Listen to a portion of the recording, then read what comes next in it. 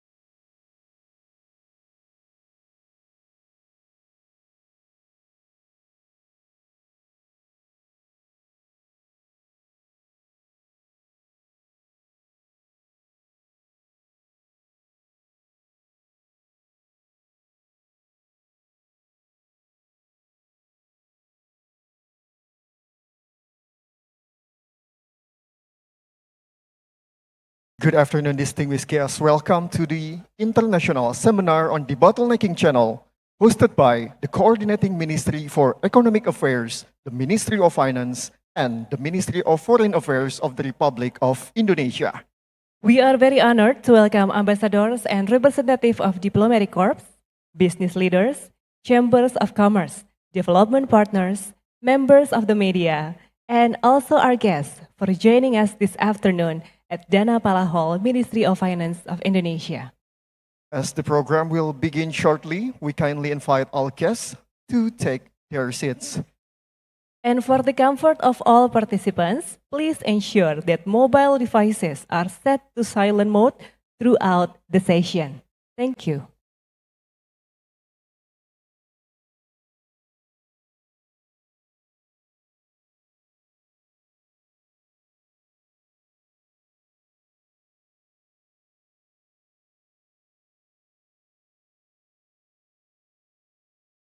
Ladies and gentlemen, please rise for the national anthem of the Republic of Indonesia, Indonesia Raya.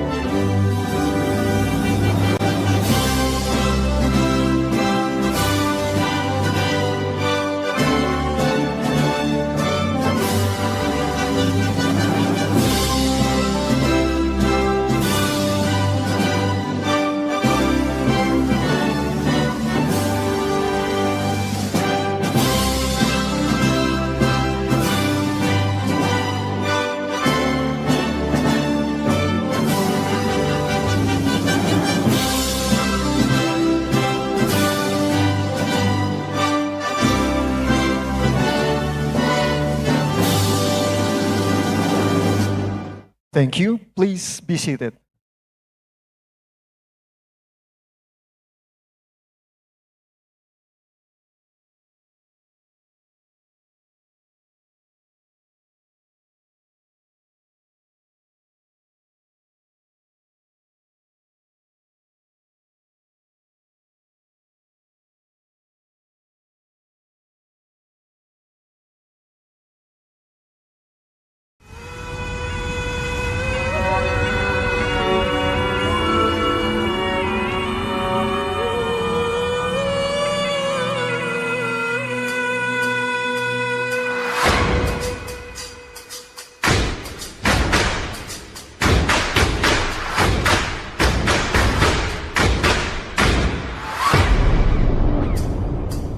Salam alaikum kami ucapkan para undangan yang baru tegak karena salam nabikan sunnah jangan tak memat tanda mulia. Salam alaikum kami ucapkan para undangan yang baru tegak salam sejahtera semua kita pendidikan bangsa damai sentosa.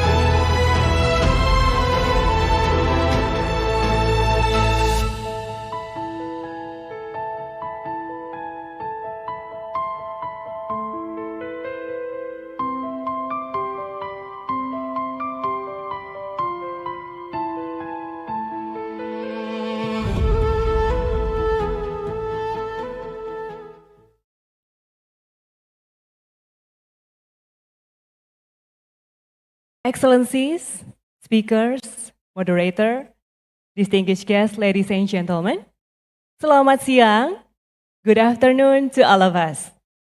Ladies and gentlemen, we have just witnessed Ratoh Jaro, a beautiful traditional dance from Aceh. Ratoh Jaro, meaning dance of a thousand islands, thousand hands, I mean. It reflects the dance's signature synchronized movement, and it is also known for expressing the resilience and solidarity of the Acehnese people while showcasing the rich cultural heritage of Aceh. Ladies and gentlemen, we are truly honored to welcome you to the International Seminar on Debottlenecking Channel, Resolving Bottleneck, Accelerating Investment.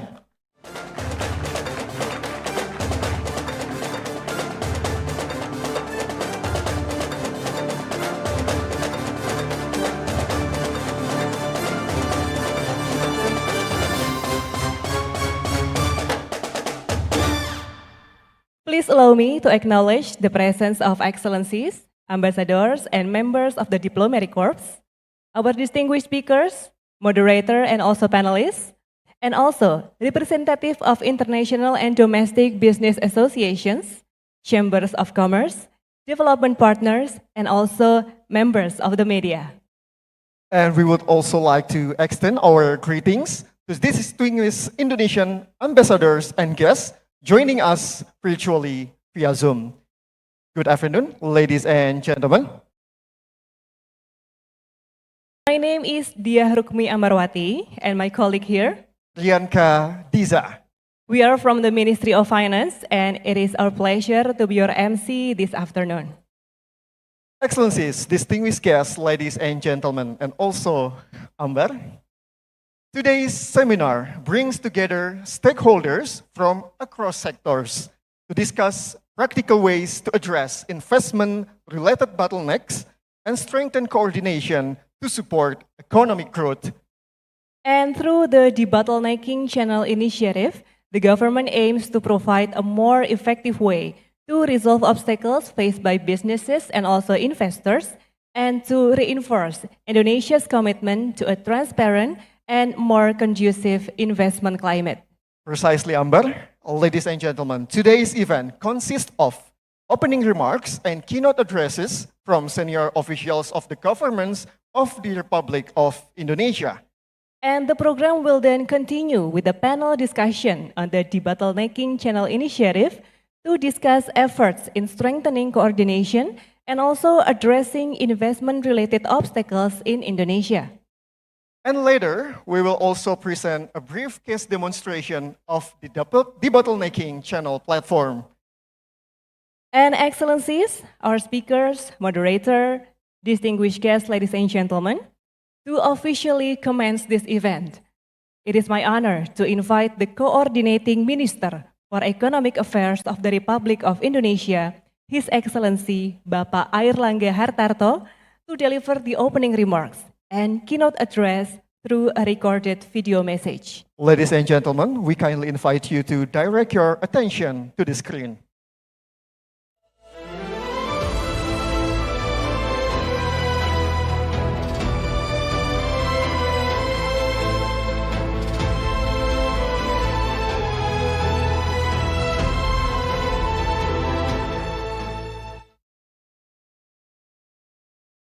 Bismillahirrahmanirrahim. Assalamualaikum warahmatullahi wabarakatuh. Shalom, Om Swastiastu, Namo Buddhaya, Salam Kebajikan. Honorable Bapak Purbaya Yudisadewa, Minister of Finance, Bapak Arif Hafaz Ogroseno, Vice Minister of Foreign Affairs, esteemed members of the Task Force for Acceleration of Government Program to Support Economic Growth, distinguished ambassadors, ladies and gentlemen. I would like to extend my warmest welcome to all of you, and I would like to extend my sincere appreciation for the successful convening the international seminar on the Debottlenecking Channel. Distinguished guests, the global economy in 2026 continue to face significant headwind. Nevertheless, Indonesia remains resilient, well positioned to sustain stronger economic growth. supported by solid domestic fundamentals. Indonesia probability of recession remain very low, below 5%, lower than in US, Japan, Canada, and this highlight Indonesia economic resilience and capacity for growth despite rising global uncertainty. Indonesia economic fundamentals remain strong. First quarter grew by 5.61%, inflation reduced to 2.42%, and consumer confidence remained robust. For 71 straight months, the trade balance has remained in surplus and backed by solid reserve and financial stability. To address this, President Prabowo Subianto has issued presidential decree on the task force for acceleration government program to support economic growth. One of the program focus on delivery and debottlenecking. The mandate of debottlenecking working group goes beyond administrative coordination. It focuses for delivering concrete solution through debottlenecking channel that directly connect business concern with policy action. This channel serves three key functions. First, to capture and manage constraint in real time, recognizing that every delay in investment carries an economic cost. Second, it provides a dedicated and credible avenue for investors to raise concern directly, ensuring no issue is left unresolved. Third, it translates this input into actionable policy recommendation for the President or relevant authority to strengthen the investment climate. Ultimately, the objective is clear. An effective debottlenecking system sends a strong signal that Indonesia is not only offers market potential but also certainty in execution. Distinguished guests, by resolving debottlenecking, simplifying process and strengthening coordination through the debottlenecking working group and debottlenecking channel, we not only improve the business climate but also build trust, sending a clear signal that Indonesia is safe, predictable, and low-friction destination for investment. This is a critical moment. Amid global uncertainty, Indonesia can emerge as a bright spot of growth, but this will only be realized if we move quickly, act in unity, and ensure consistent execution. Let us in turn these bottlenecks into wide open channels for shared prosperity. I wish you all productive and insightful discussion in this seminar. Thank you. Wassalamualaikum warahmatullahi wabarakatuh.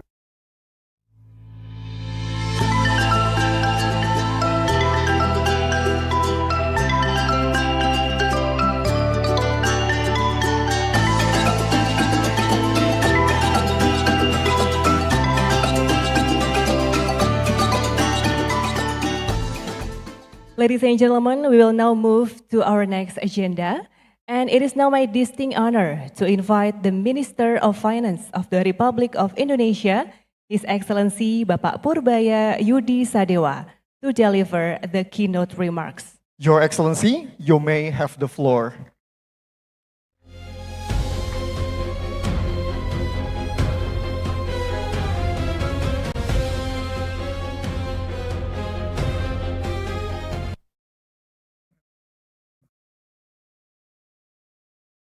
Saya baru tahu ada wartawan di belakang. Jadi saya ngomongnya harus hati-hati. Assalamualaikum warahmatullahi wabarakatuh. Good afternoon. Vice Minister of Foreign Affairs, Mr. Arif Hafaz Ugroseno, my senior in the coordinating ministry for Maritime Affairs. Your Excellencies, Ambassadors, and representatives of friendly countries and the European Union, distinguished representatives of international organizations, chambers of commerce and business associations, distinguished officials from line ministers and government agencies, panelists, moderator, and colleagues. Ladies and gentlemen, we understand that to achieve a stronger and higher economic growth, Indonesia needs to increase investment and private sector participation. The contribution of government spending to our economy is only around 10%, the 90% of it is contributed by private sector. So without significant private sector participation, it is almost impossible to create economic growth of above 6%. While we know that our target is 8% by 2029. So we, the government of Indonesia, understand that we need to improve involvement of private sectors in our economy. So having a better business climate, credible investment policy, strong legal framework, and enforcement consistency are the key to improve the private sector involvement in our economy. However, we understand also the implementation of those areas still needs to be strengthened in a more practical and transparent mechanism. This is necessary for maintaining investor confidence in doing business and invest in Indonesia. The debottlenecking channel is a practical approach to achieve those conditions. So many people have suggested to me that I better improve the regulation framework in my country. But I told them if I start from the paperwork, improving the business, the regulation, I might miss the real condition that private sectors are facing. So my approach is the other way around. I listen from the private sector what their problems are, and we solve the problem. And eventually, we will improve the regulation also accordingly. So in my opinion, that is a better approach and the approach that will give a faster and better result because we tackle problems, the real problems faced by business community in our country. The President himself has put this issue to increase investment and to improve business climate as top priorities. This is reflected in the Presidential Decree number 4, 2026, which provided strong legal basis of the so-called the Debottlenecking Task Force, which is chaired by the Coordinating Minister for Economic Affairs. So yeah, I am one of the vice chairman of that Debottlenecking Task Force. To achieve its mandate in resolving any obstacles found in the field of investment and business processes, we, on weekly basis, conduct a proceeding from reports that submitted to us from every businessman that are facing obstacles in conducting their business in our country. And we solve, I think, every week we solve from 1 to 2 to 4 cases, and it has been smooth so far. We managed to swiftly remove the bottleneck. I believe 1 year from now, the environment climate in Indonesia will be much, much better than it is now. Yeah. With this, I ensure the effective and efficient mechanism to facilitate investors' concern on licensing and a smooth processes of investors' concern with regard to their investment and business in Indonesia. As for today, there are 142 complaints that have been submitted to this channel. 83 of them have been deliberated in an open and transparent way to the public, and 45 have been resolved. This deliberation is conducted on a weekly basis. So the deliberation apparently is very attractive. So many media are covering it live and broadcasting it live when we are conducting this deliberation. This has improved the transparency of the process and ensure that nobody will shirk from the decision whenever the decision has been made. We're going to conduct this on a weekly basis and continue moving forward. So, ambassadors, businessmen who attend this meeting, should you face any problem in conducting your business in the country, please let us know. We will make sure that we will remove the obstacle as soon as possible, maybe in one proceeding or more, but we will remove it for sure. Indonesia understands that we need to have a much better investment climate to ensure that private sector can contribute significantly to our economic growth. With this, I encourage all investors from all over the world to confidently invest in a promising country of Indonesia. Thank you very much.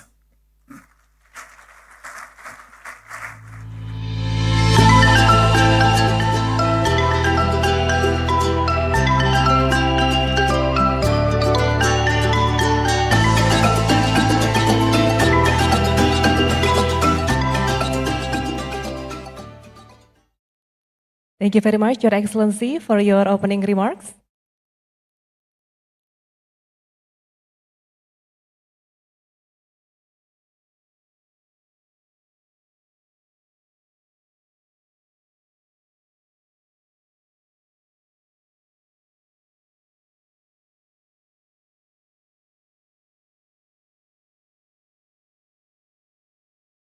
Distinguished guests, ladies and gentlemen, now we proceed to the next keynote remarks.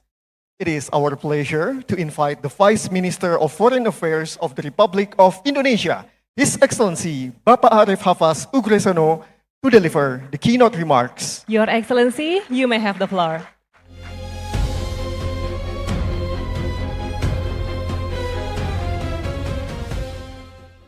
Bismillahirrahmanirrahim. Assalamualaikum warahmatullahi wabarakatuh. Very good afternoon, Pak Menteri, Dr. Purbaya, Minister of Finance, colleague, excellencies, ambassadors, businesses, and different colleagues from different ministry. Let me first of all extend our thanks, Ministry of Foreign Affairs, for this event, because we also have a Zoom online with many Indonesian missions abroad. Investors, I believe, before they enter into country, they do market size analysis, they do labor cost analysis, they do legal certainty, they're checking on the infrastructure, and in many countries like Indonesia sometimes they are checking on which stamps, who is going to authorize the stamp, do we need another stamp in the future? So for us, this is what we call the value-added administration. And for us, diplomats, ambassadors, I think we are quite used to these things. In diplomacy, I believe we have negotiations for months, 6 months, even years, and then we come up with a conclusion that both parties agree to continue discussions in the future. So, it's normal for us, for diplomats to do that. Now, this is a situation that we have to face today, especially Pak Menteri has mentioned about the current economic situations today. We are looking at weaponizations of economic relations. Technology is being weaponized, finance is being weaponized, energy is being weaponized, data is being weaponized, supply chains is being weaponized, even sustainability and standards are being weaponized. So with this uncertainty across the globe, with this new additional burden for investors, I believe today we are not only competing on tax, we are not competing on issue in relevance to facilities, land possibilities, or labor cost. We are competing on trust, predictability, efficiency, resilience, and also strategic positioning. Speed has become a very important aspect. Legal certainty, of course, has become a very important aspect. Regulatory coherence infrastructure readiness. And I think in this context, debottlenecking is something that is very critical for Indonesia. As Pak Menteri has mentioned before, the process is transparent, open, with conclusive result. I think this is what it's all about. I don't think this is about deregulation. This is more about directions. This is more about where is the directions of your investments in Indonesia in the future, short term, medium term, also in the long term. Now, for us in the Foreign Office, the Ministry of Foreign Affairs, economic relations, trade, investment is also part of our portfolio. We are part of the negotiations that has provided CEPA between Indonesia and EU, or with Indonesia, with Switzerland and other country, and EFTA, with a couple of countries in Latin America, with Chile, with Peru, with ASEAN, of course. We have a lot of an FTA, and we've done analysis actually. The trade and investment before and after FTA is signed. Many show trends of increasing, but the number is not as much as we would like to see. So I think in this context, the exercise of debottlenecking is very important for us, for Ministry of Foreign Affairs. Also very important for our embassies and missions abroad, because they are the one normally the first contact of engagement with foreign investor. So I think in this regard, discussion of today, bringing colleagues with Zoom online from different embassies and Indonesian missions abroad, and also with Your Excellencies today, we can actually later on trace the movement of particular investment. So if, for instance, an investment coming from one country in the Middle East or Europe or Latin America going to Indonesia, you can liaise with us, with Ministry of Foreign Affairs and the Ministry of Finance. If you find challenges and problem, then we can bring this particular issue in the platform. So once again, I would like to close my short remarks by extending our thanks to the Ministry of Finance and the task force. It makes really our job in the Foreign Office in Kemlu is much easier. We can now find people who we can talk to, and we can also liaise the platform with our embassies abroad, so that we will further strengthen the flow of investment from abroad to Indonesia. So once again, congratulations and thank you very much, Pak Menteri. And we look forward to working with you and your team, and also with Excellencies colleagues here around the table. Terima kasih. Assalamualaikum warahmatullahi wabarakatuh.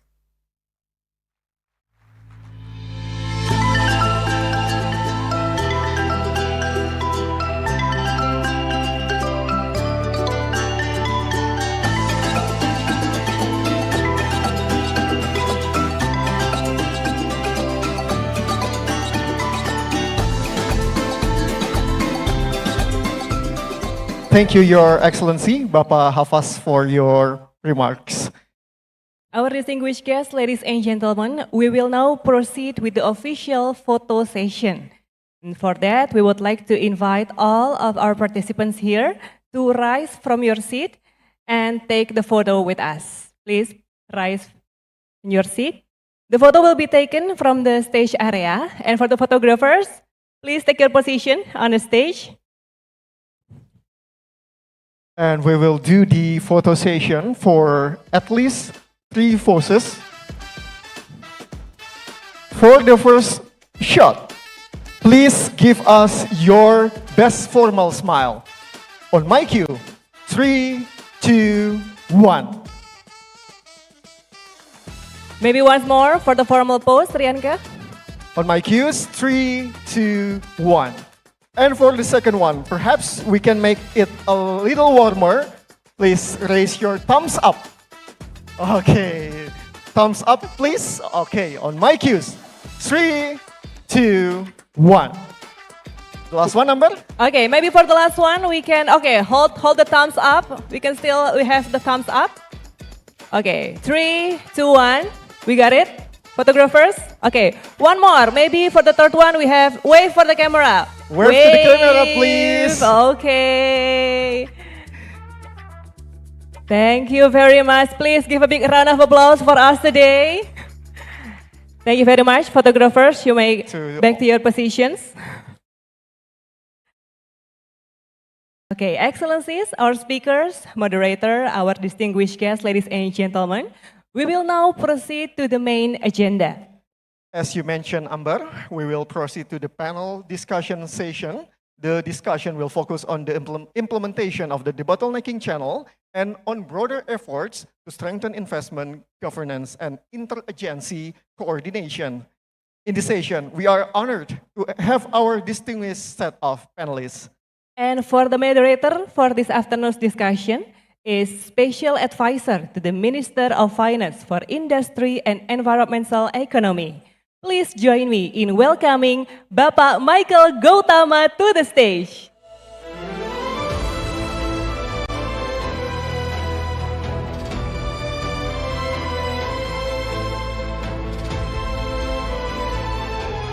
Thank you.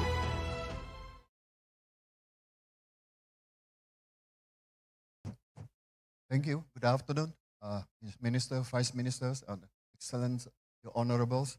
I'd like to call our Honorable Ministers, Purbaya, to come to stage, and Vice Minister Hafaz.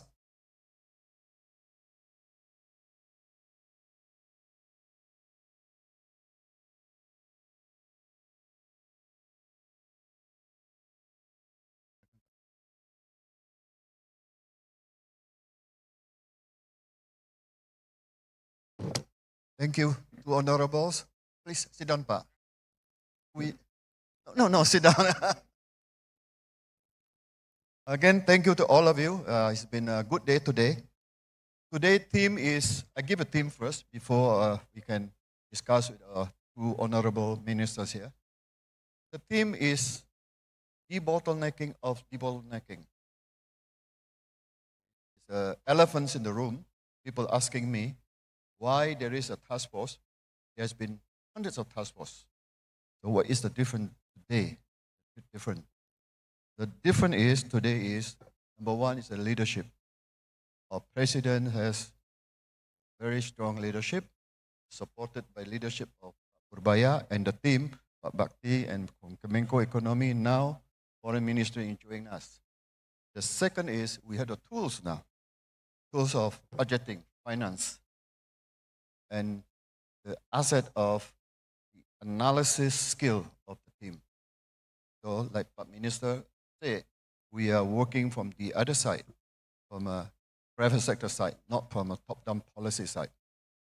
The third is the spirit of the team. As the Minister said, we have been working the last 6 months. We have solved about 25 to 30 billion dollars investment. So it's quite effective. President acknowledged that we have a good track record. So conventional fiscal monetary policy investment is really good, but Minister always say we need to work in the systems to make things work. Besides that, we're working on our ICO, in mental capital output ratio, very strongly to push our economic growth. Having said that, I lay out the platform. To warm up, Menteri, I'll ask you one question, his question, and we'll open to the floor. So let's go to the floor. Yes, Directly. go to the floor. Is any questions or comment you want to He's ask going to to ask too ministers? many questions. Like Any? Yes, Ambassador, please.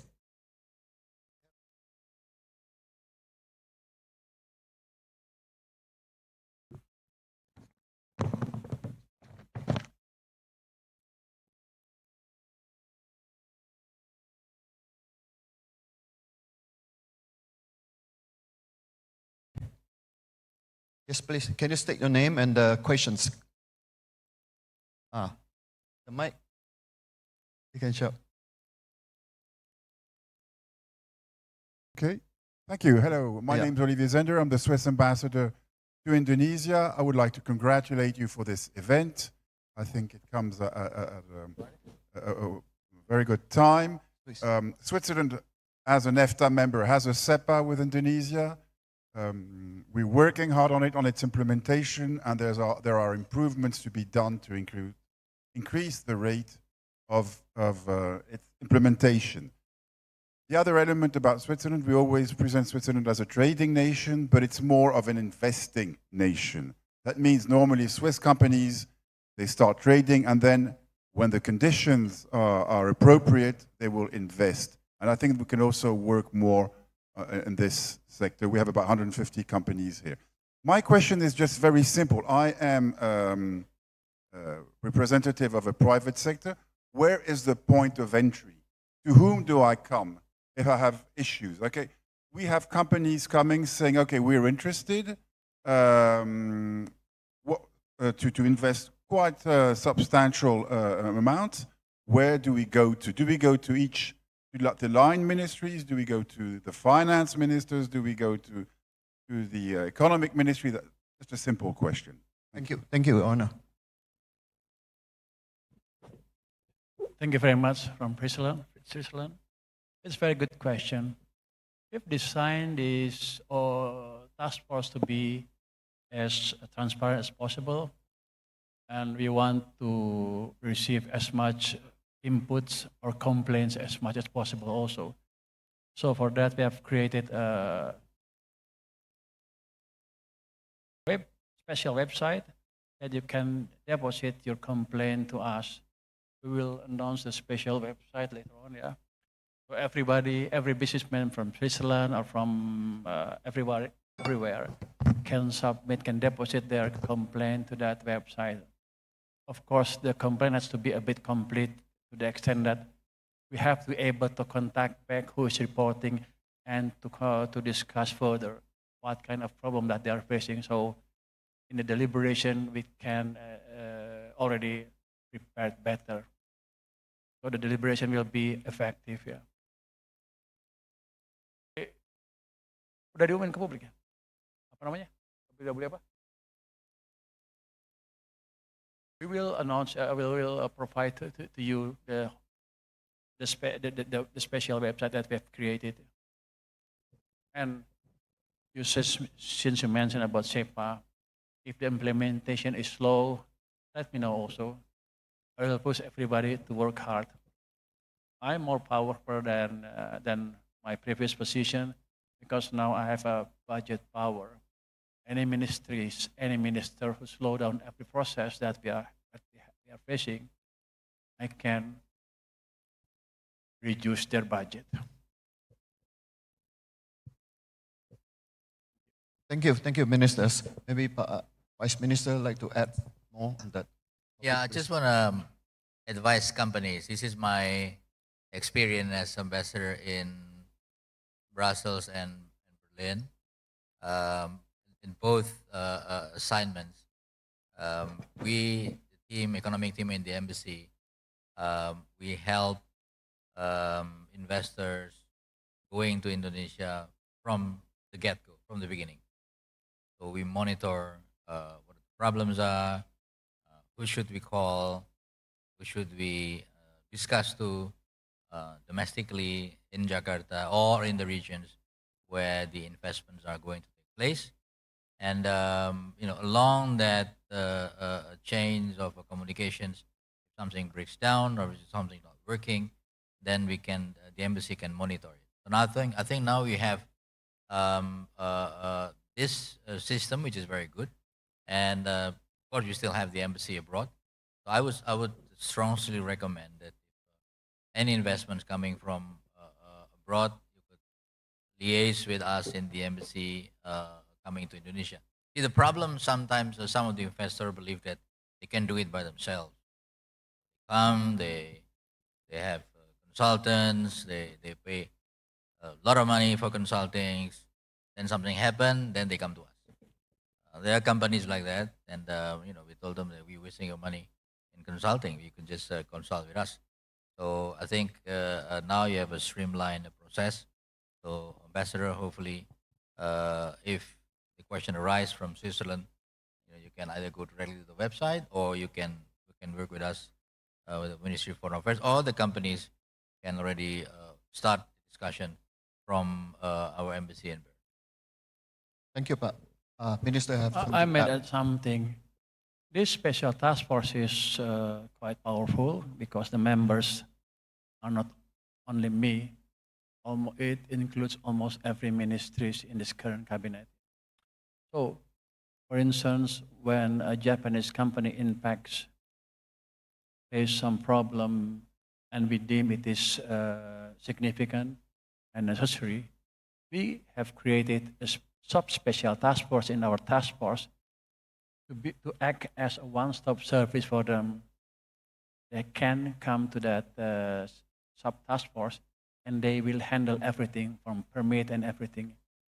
If your companies are facing confusing in conducting business in the country, in my country, we can also set up a special sub-task force like that. So don't worry investing in country. Just let me know what your problems are. Thank you, ministers. Thank you. Others, questions? If no questions, I will ask, but I'll ask you. No more questions on the Okay, floor. thank you very much. No, I will ask you one Oh, question. you will ask me. Yeah. We aiming 8% growth. Today, we 5.6. Today, I'll point out two numbers to you. Our investment portion of the world FDI is about 2 or 3% only of market share. Singapore about 8 or 9%. So we have a upside room there to grow. So this part of the activities. The second numbers I'd like to point out before I ask the questions is how efficient our economic system, which is measured in ICOR, incremental capital output ratio. We need $6.4 to increase $1. And if we can improve that to, say, 5, we can get low-hanging fruits of 1 to 2% in GDP growth. One area is a logistic. So now my question to you is, being a minister of fiscal finance, what can you do using the tools that you have to improve the ICOR, therefore improve the growth and industrialization is both simultaneously taking place and impact is almost immediate? Thank you. Well, the first thing is to improve business climate, improve efficiency. That, of course, will reduce the ICOR automatically. But as a Minister of Finance, I cannot really go into other sectors into detail because other ministers are controlling those sectors. That's why we have created this special task force to make sure that I can intervene legally. With this special task force, I can improve the logistic condition in my country, not through the Minister of Finance, but through the task force. I'm still waiting for reports from a businessman in the country that concerns of logistic problem. Until now, there's no report related to that. But as soon as there's one report related to that, I'll be able to intervene directly. Please, if you are facing a logistic problem, let me know through this task force. Thank you. Thank you, ministers. Any other questions? No? Oh, you have some comment, Pak Hafaz? Sir, Your Honorable, please.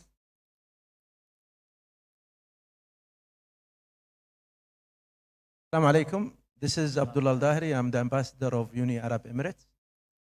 I've been here in Indonesia for the last maybe around 6.5 years. I will just wanted to highlight the business environment, like when Indonesia calls for FDI seeping into the Republic of Indonesia, allowing international investors to come over and invest. They are often faced with tremendous amount of regulation or regulatory hurdles, I would say, makes it a little bit difficult for them to understand the overall business environment. I'm not trying to be pessimistic here, but we are trying to work together to make sure that FDIs, when they come and seep in Indonesia, they are also creating value and creating a win-win situation for Indonesia and for those investors. I will give one example. The same example have went through in the USA, the same investor, and the same time, that particular investor came to Indonesia with the same value of $5 billion US, did not go through. What I see here, it is a good and music to my ear for sure. Resolving bottlenecks, this is great. And I think this is one way that Indonesia is working toward the right direction to help investors to be able to create value for both countries. Means here I'm talking about UAE and then Indonesia for sure. My understanding would always be the Indonesian environment or business environment should at least make sure that it is very attractive. Business environment makes it a little bit seamless when it comes to businesses and businessmen talk to different ministries. But at the same time, to make sure that value is very well created, then I think one particular entity should look at the overall benefits. Means not only look at, if it is an industry, then we should look at the cost of fueling to make this particular factory operational. But at the same time, we have to look at the overall benefits that would be created, job opportunities and others. So I think this is what I'm trying to mention here. Means it is not only the regulation, it is the overall benefits that would create in order to have this particular project successful. Thank you. Thank you. Thank you, Honorable.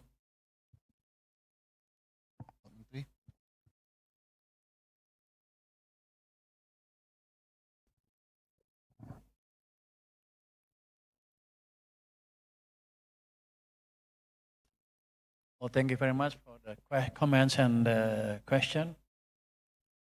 I've been to your country maybe 4 times. I met your Minister of Energy, Suhail, in 2019, together with IDX Chairman, also with Adia, one of Hamed from Adia. With him, we created our first sovereign wealth fund, the Indonesian Investment Authority. Initially, it was designed to be run by both of us, where managements from overseas can also work in that company. But apparently, when I left the Ministry of Maritime Affairs, they changed a bit. But still, we have got a good relation with UAE, where I think IDEA invests more than $2 billion in the country right now through Indonesian Investment Authority. Well, I thank you for that. Yeah. Please continue to support our investment in the future and continue to support our growth. I agree with you. We need to get a system approach. But right now, we have a lot of endeavors to create such a climate. We have created a one-stop services, right? On paper, that is the approach that you mentioned. But it doesn't work. On a regulatory basis, it's a perfect entity. Everybody can come and report every investment plan to that entity, but the implementation is still slow. That's why we created this Debottlenecking task force. You can even report to us the one-stop service. If it doesn't work, I can intervene through this task force. But yes, Indonesia needs to create a systemic approach, so that we can really improve the investment climate in a much faster way. But I'm not that new to that kind of approach. In 2001 or 2002, if not wrong, Hyundai owners came to us, 2000 probably. Before that, he told me that he want to bring some of their manufacturing facility to Indonesia. In my office, I created a special task force. In 4 months, from they reported to me, in 4 months, they groundbreak their project in the current Hyundai facility in Cikarang. Yeah. In 4 months, yeah. So Indonesia can expedite any investment program or project that all of you have, all of your investors have in the country, in my country, as long as you go to the right channel. Now we are creating this special channel for all of you. So please use this channel. If you think that, let's say you want to invest, your companies want to invest in my country and things, you're still confused about any regulations or are facing obstacles in conducting or implementing your investment plan, let us know. Thank you. Thank you. Thank you, ministers. First, to add, I'd like to call those in the Zoom. Currently, we have 126 our representative embassy and consul general offices in the Zoom. Anybody want to ask questions in the Zoom? There's no question. No question in the Zoom. Okay, yes, the honorable ambassadors, please.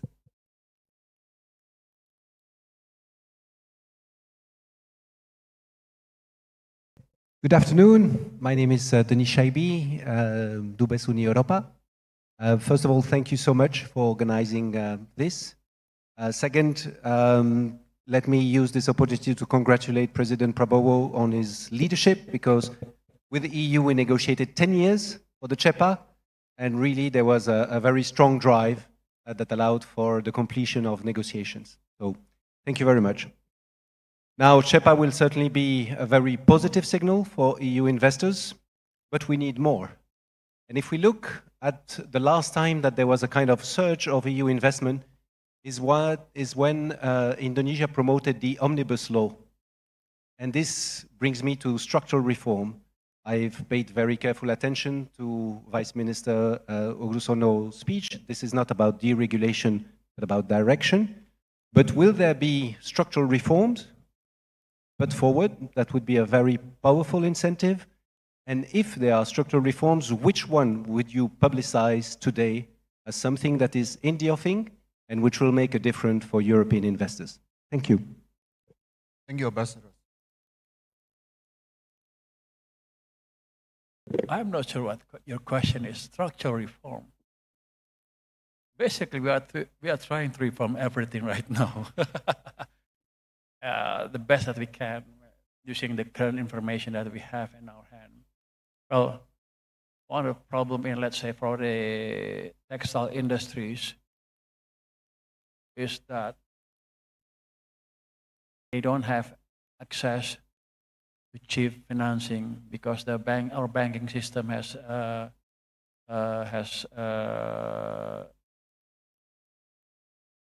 claimed that sector is a sunset sector. So banking sectors are very reluctant to provide lending to that sector.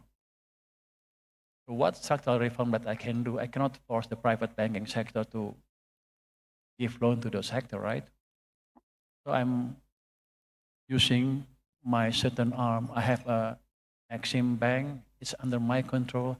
I will force them to provide cheaper liquidity or more affordable liquidity to the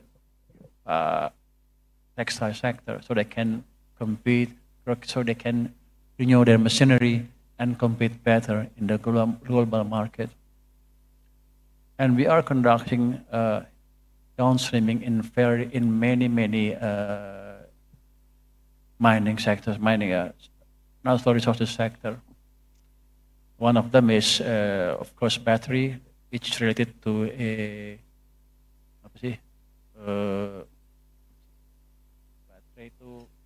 battery is related to one of our mine product, that is nickel.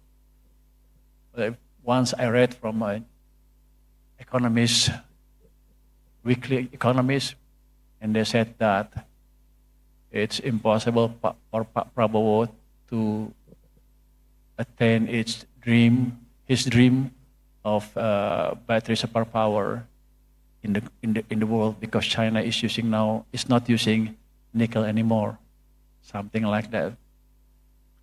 So to make sure that our nickel is still prevail and our battery dream is still here, early next month, I will launch a special incentive for car industry, for EV cars that use nickel-based battery, something like that. That's one structural reform that we are conducting. But we are conducting many structural reform, including downstreaming in the CPO industry. We will provide in the future probably some taxes on raw CPO export and some incentive for downstream CPO product, something like that. Or invite companies from your area to invest in my country to produce downstream product based on CPO. That is one structural reform we are conducting right now. We are moving not to exporting raw materials, but more to downstream products to create better value added for my country. And there are a lot of structural reform that we are still conducting. One of them is the one that I mentioned to you. For industry also. So far, we don't have industrial policy. We are going to think about creating one. It's not scattered about. We will create a comprehensive industrial strategy moving forward. Thank you. Thank you. Thank you, Minister. Vice Minister, have some comment on that, please. Yeah, I just want to add what Pak Menq was saying, and also add my own assessment. In my engagement with many different countries, since 35 years ago, I became a diplomat. Many people complain, many investors complain about Indonesia, that it's complicated, red tape. But let me put it the other way around.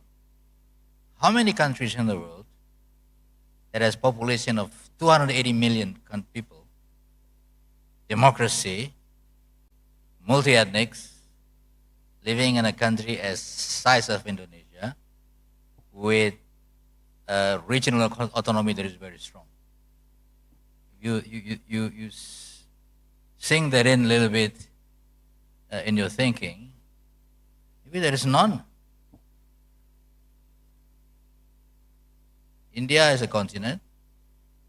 Brazil is continent. Nigeria is continent. More or less the same population. Archipelagics, probably the Philippines, but not 280 million people. With robust regional authority, where sometimes central government has different matters with local government. And as a matter of fact, when we talk about, when I was a junior diplomat, I was often schooled by a colleague from democracy who said, if you guys in Indonesia become democracy, we will invest. So we became democracy, you invest to somewhere else, not democratic. Yes? It's a fact of life. I'm not complaining. I'm just telling you what it is. So I think what we are trying to do today is using leverage that we have in terms of leadership, in terms of tools, so that we can be able to expedite the process, facilitate the process, to ease the process of foreign investment in Indonesia. So I think that is a key that Pak Menteri mentioned about leveraging, what the Ministry of Finance has in terms of leveraging.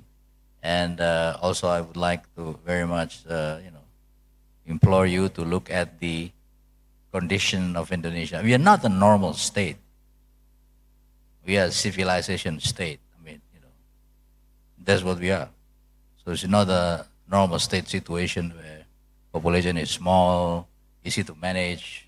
We're much more than that. Maybe not more, we are just different. And I think in that context, this effort is a way to work with everybody to make things easier, better, and hopefully faster and in a clear direction where we are going. Thank you. Thank you. With the two ambassadors' questions and the answer, I'd like to put into the pictures. So we do have a system, Your Honorable, system, especially for business and investment. Minister mentioned about our BKPM OSS system, one-stop shop system. And the foreign minister have an economic diplomacy system. It's all interconnected. So the debottlenecking channel, debottlenecking of the debottlenecking channel is become an effective tool onto a phenomena we call entrainment. It's aligning the rhythm of all this system. That's why the team is working on under leadership of the president. It shows works and show results. And hopefully by next year you can see more effective investment implemented. The investment are those that is on productive side. When you put money on the asset, those are not counted as investment under our GDP calculation anywhere in the world, GFFC, right? So this is the system that is put into working by adding a entrainment element under the leadership of President and of course the team of task force. And all this system, foreign minister is part of that. I think it will look more promising and effective soon. So we have a question, I think, from Zoom. Is that the ambassadors? Ambassadors, Zoom, please unmute and Bapak dari mana, Pak? Please, the Paris. Pak Ambassador from Paris. Yes. Pak Umar, yes. Pak Umar, please. Terima kasih. Selamat siang, Pak Menteri, Pak Wamen. Izin menyampaikan ini dalam bahasa Indonesia. Pengalaman kami di sini, Pak Menteri, pertama terima kasih atas acara ini. Yang kedua, platform ini tentu akan sangat membantu. Namun kalau dari pengalaman sebelumnya, masukan dari Pak investor maupun calon investor, forum semacam ini bisa membantu, namun ad hoc. Sementara beberapa investor ingin lebih pada predictability, sehingga rencana investasinya bisa diperkirakan berjalan sesuai program perusahaan mereka. Sebagai catatan, selama tahun bertugas, kami mencatat 11 perusahaan Prancis yang masih selalu dalam posisi in waiting. Karena prosesnya ada yang 3, 2, 1 tahun masih pending terkait beberapa kendala peraturan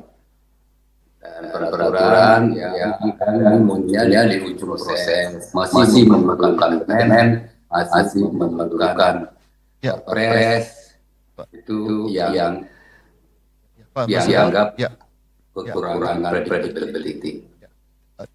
Thank you, Pak. We understand. Our guest here is speaking English, Pak. So maybe I'll rephrase your your comment. Your comment is basically on beside on the investment task force. We need the predictability, and there are cases that is in the channel right now. Maybe Minister, you want to comment on predictability element? Thank you very much for the comment and question, and Bori and Dot probably. That's why we've created this special task force. Pak Dubes, should you still find some businessmen in France that or their business process has been slowed down significantly so far in Indonesia, let me know. We'll tackle it. That's why we have created this task force. This task force is created to solve the problem like that. Yeah. This is interministry task force, so I can jump from one minister to another minister to solve every problem that your investors are facing. Just give me the list. I'll invite them to the proceeding and make sure their problems will be solved as soon as possible. Thank you, ministers. Thank you, Pak Ambassador Omar. Thank you. Thank you for your comment question. Please give us the list and or contact the website. We are here to help you, support you. Thank you. Any other more? If not, we have another panel. If not, Pak, with that, I'd like to thank Pak Minister and Vice Minister. Thank you so much for your half an hour Q&A. Thank you, Pak.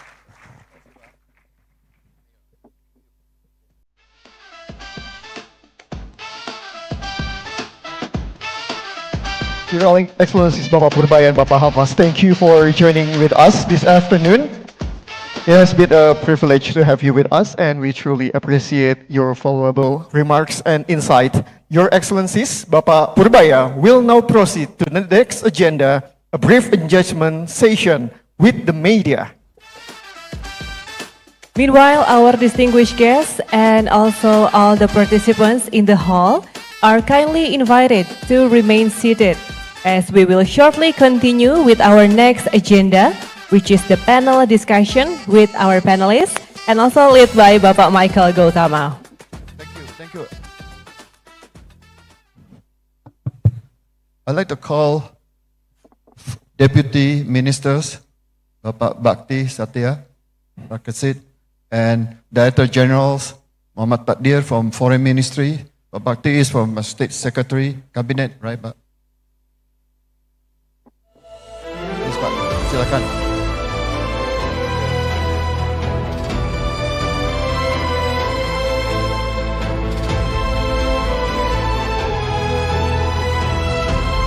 Let the music play. Thank you again. We still have 40 minutes to go. Pak Bakti is the key person in the task force. So he and Pak Takdir from Foreign Minister's side will explain more in depth how the technical aspect of it. Pak Bakti, I understand you have some presentation, Pak. And it is your please, the time is yours, Pak. Yeah. Thank you, Pak Michael.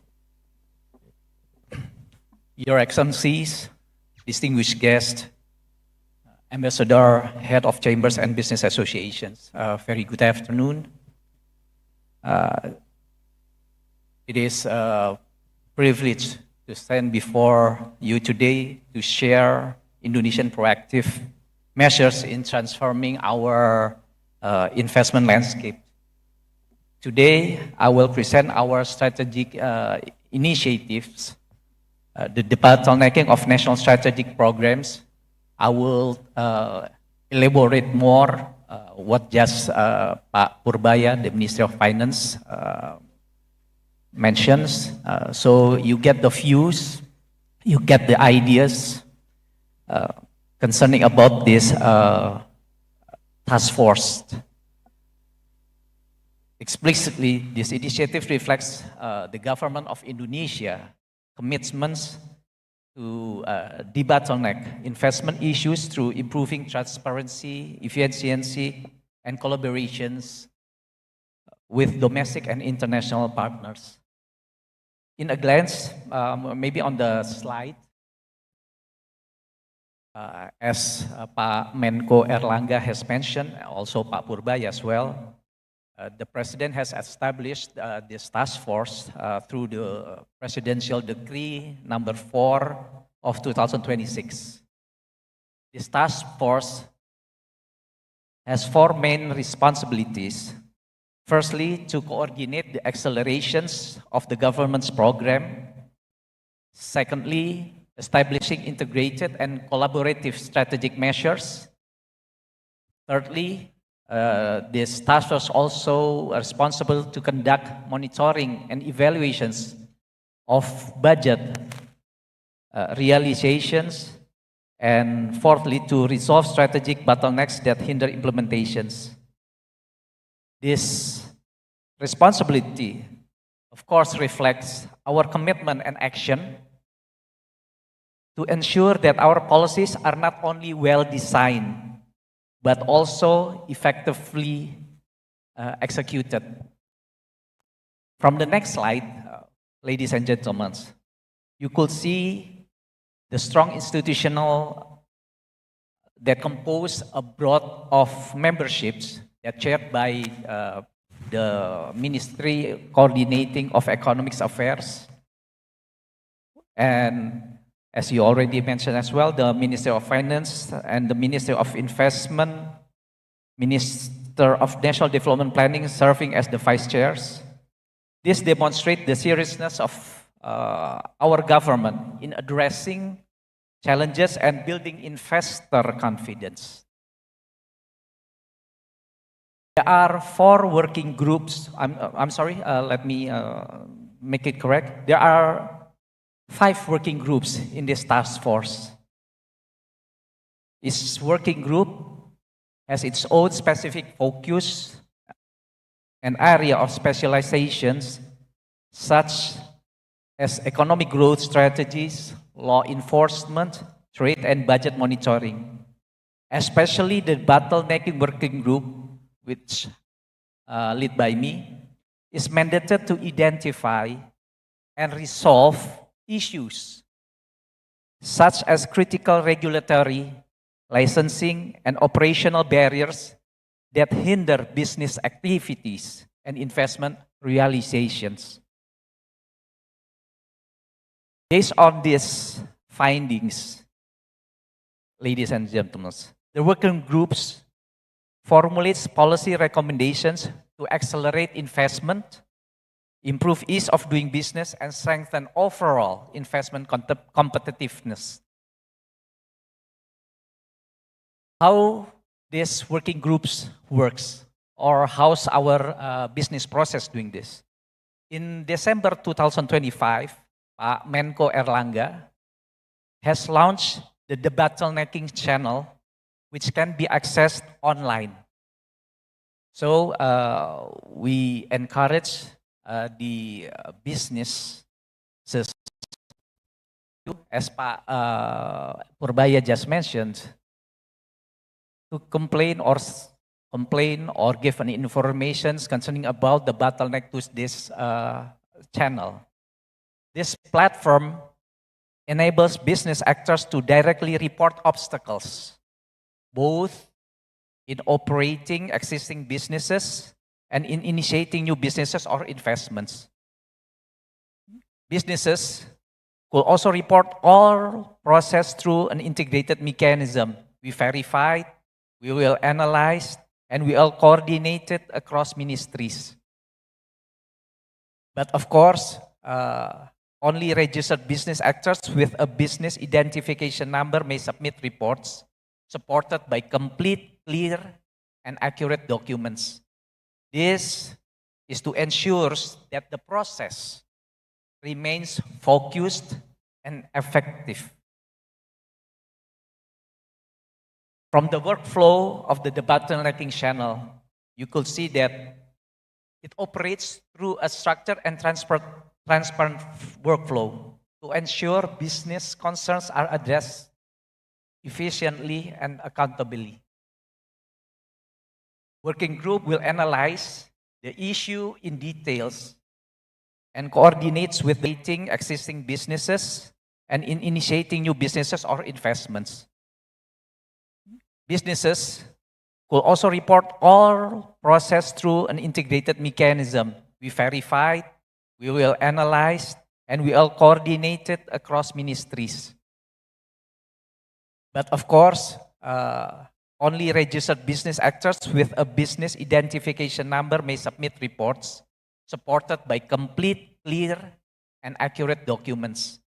This is to ensure that the process remains focused and effective.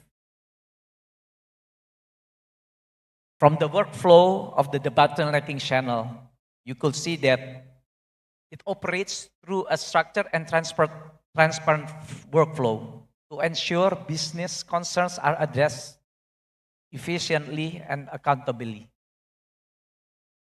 Working group will analyze the issue in details and coordinates with the responsible ministries, agencies, or stakeholders when necessary to identify practical solutions. For issues requiring strategic or cross-sectoral policy decisions, the issue will be escalated to a complaint resolve court chaired by Ministry of Finance.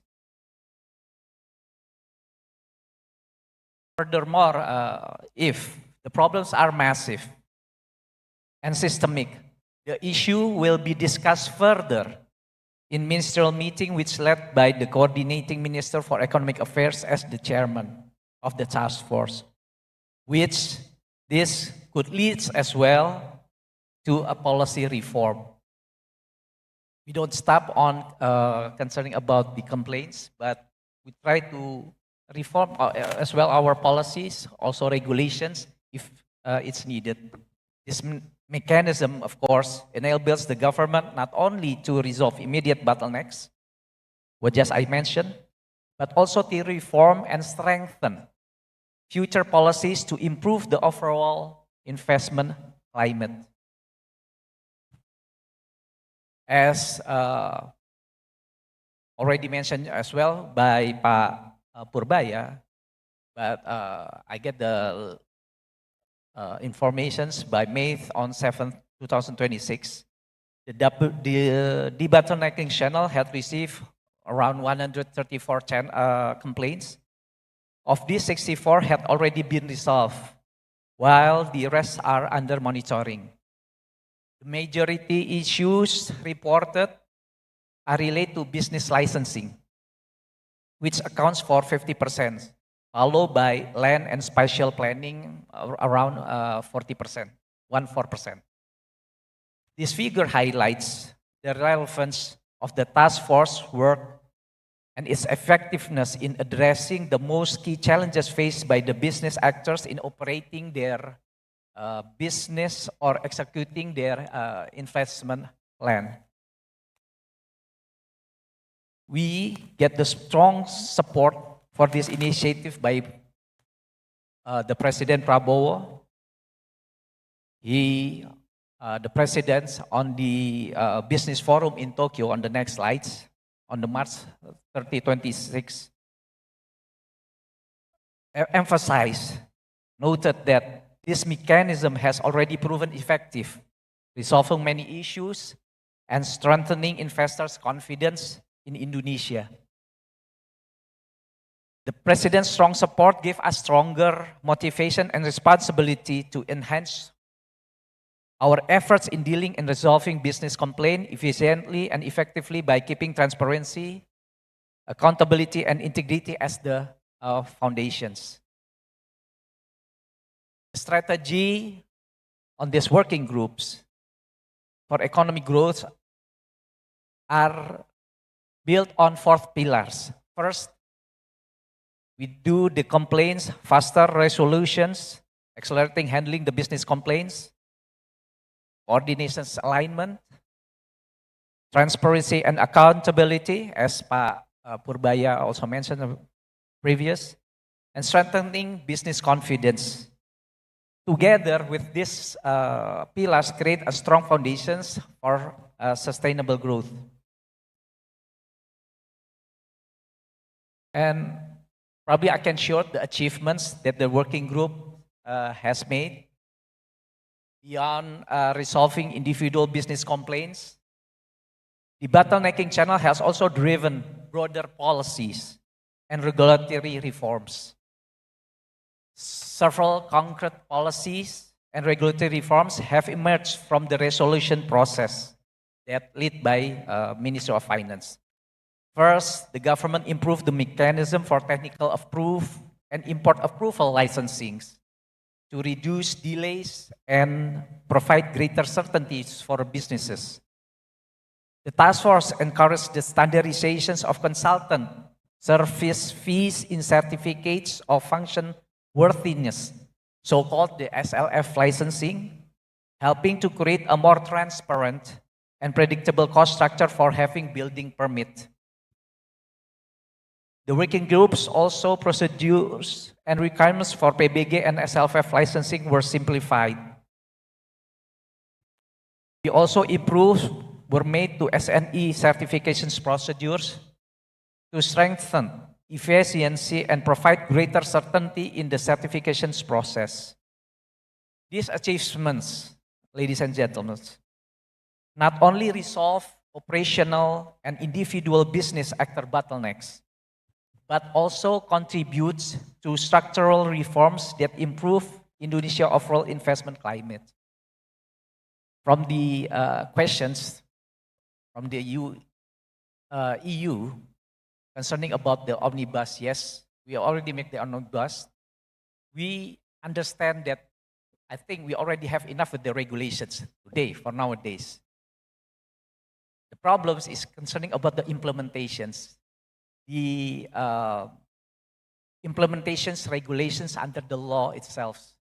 This is what just mentioned by the Minister of Finance. This is our responsibility to make, firstly, the regulations implement well. The businessman could run the investment as the regulations it is. So this is the opportunity. This is the time for you, businessmen here.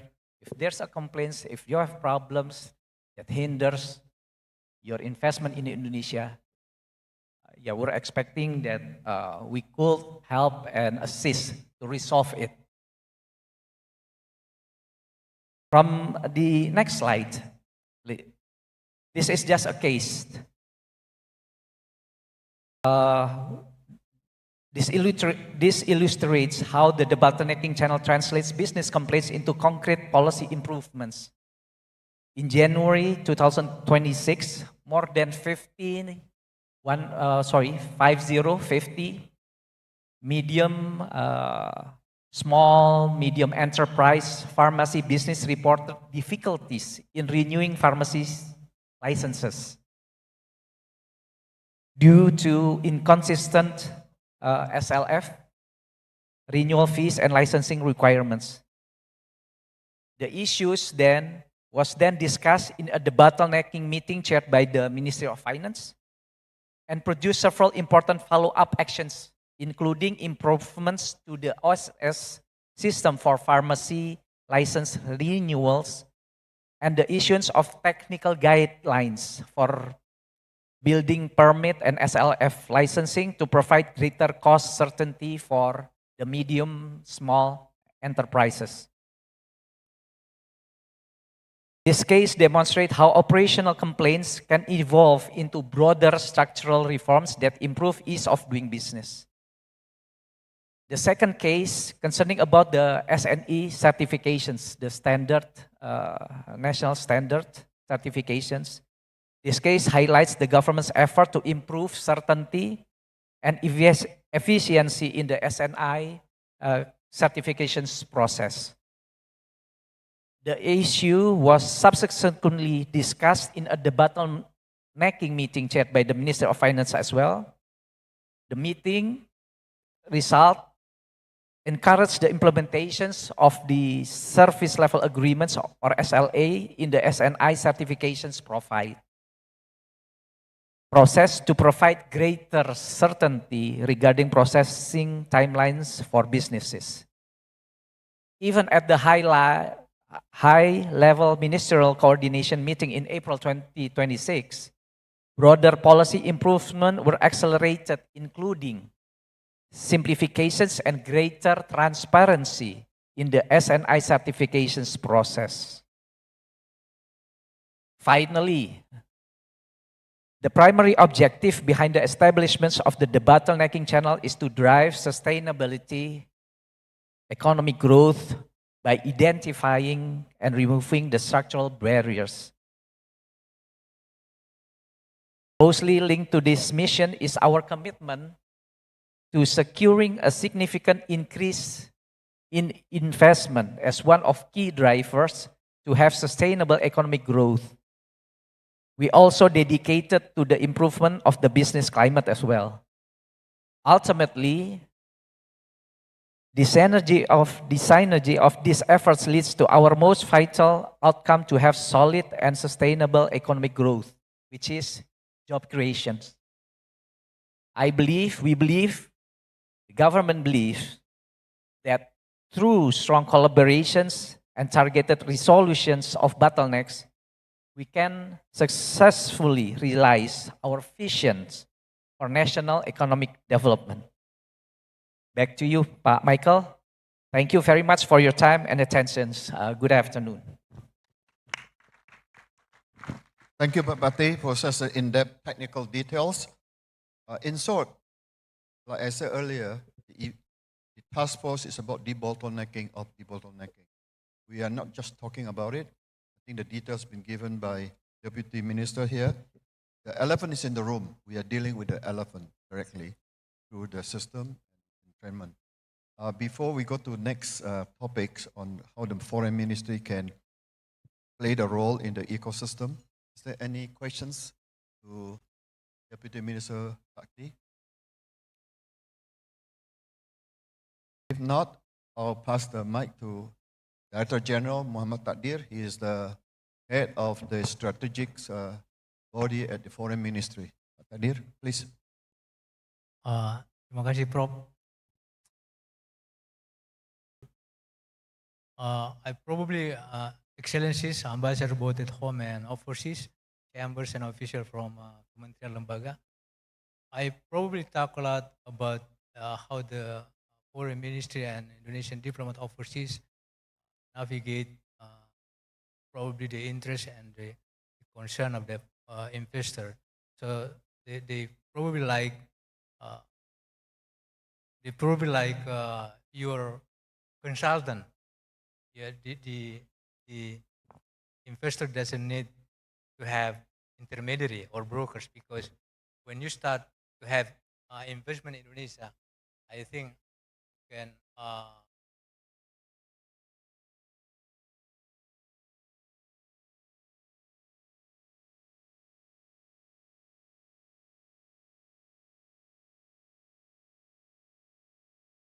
so when foreign investors would like to have investment in Indonesia, they can express the interest through the embassy channel. Then the embassy channel probably will guard and will take care of their interest and connecting with the market or industry in Indonesia.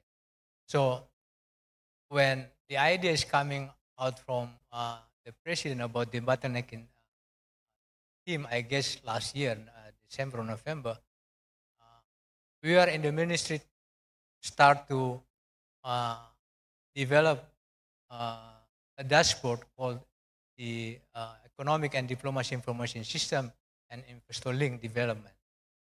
When we would like to see how these two dashboards not just provide data for the ministry or the Prime Minister, but also to navigate any problem that coming from the data itself. So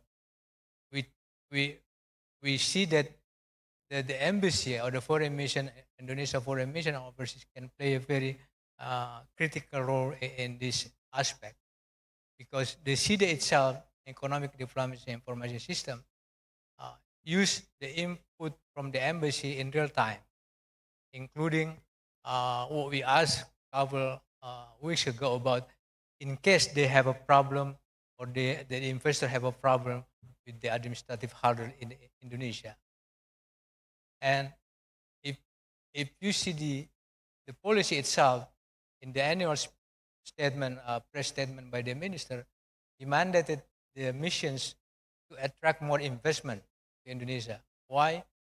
Because I think the embassy has the size of personnels and labors that can materialize such kind of vision. We have 132 missions overseas. If you see the combined personnels, a variety of personnels coming from different ministries. We have the trade attaché, we have the financial attaché, industrial attaché, economic division. So these are the people, the frontliner of the economic diplomacy of Indonesia and overseas. So you really can utilize these manpower to generate your interest and find out if there is a possibility of investing more in Indonesia. If we see the economic growth, I think it's very promising because the target itself is quite high, and we consistently maintain the level of the economic growth from year to year. Minister Purbaya jokingly, when he resumed his office initially, he said that probably Indonesian society, Indonesian people, even without the intervention of the government, can maintain 5-point growth. When we set 8% growth, I think 3% of it coming from if we manage to double neck the problem, because all the money were there. So when you see the economic growth, the level of economic growth from 2025 and 2026, I think this is among the highest among economic countries in Asia or even in the globe.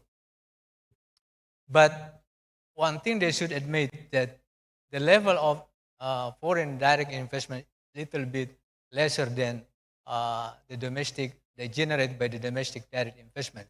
This is a space I think that we can maximize in the next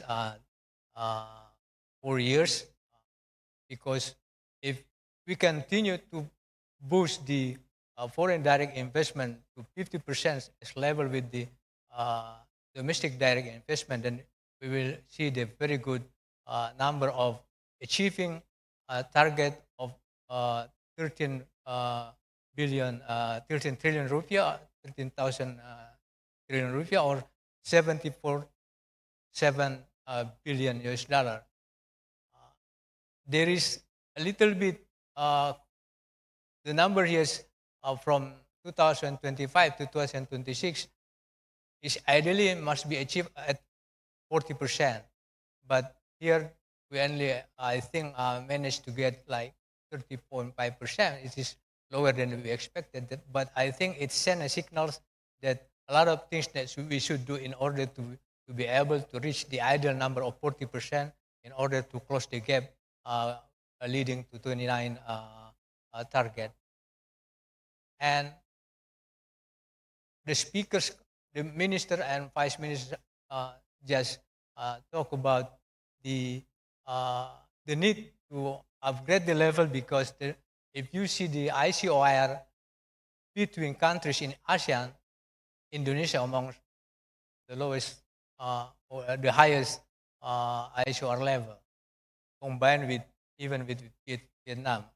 So we need to upgrade that levels to the lowest possible point of 0.4% if we can have or settle the problem of regulations or the infrastructures or human resources, because this is the element of showing the country's level of investment efficiency. If you have a strong infrastructures, you have strong regulations, solid regulations, with a very able and capable human resources, then I think you may have the very low ICOR maybe in the next few years. It has been explained a lot by Pa Baktin. I think I should go just going to the next slide, where the debottlenecking actually is like a ghostbuster. It provides a clarity for the investor. This is important because it is avoiding the dual interpretation and implementation, usually in the legal text. So there is a clarity among the investors when they start initial investment in Indonesia. You need to have a very good opening. The facilitation and assurances also can be manifested in the bottlenecking team, because it gives you a quick services that probably and hope might be settling your concern or your problem or your administrative hurdle that you are facing. And most importantly, the assurances, because this is also to give a sense of certainty in the whole process from the start to the end of this process. Other thing to watch, I think, this is not really directed to the debottlenecking, but if we manage to do a very good process in the debottlenecking team, I think the number of cases you probably come from in ISDS start to diminish. I think Indonesia among the highest number of cases in ASEAN concerning with investor-state dispute settlement. I think there are, for the record, maybe 5 cases compared to other ASEAN that they have like 1 or 2 cases. And this is also to make sure the vulnerability of the relation between state and foreign investors. If we lay the foundation of attracting investment to very open, transparent, and solid process, then I guess the investor will have the confidence. If they have the confidence, later on they will follow up with the next step. Then, after the satisfaction of the investment itself, they will not have a problem at all.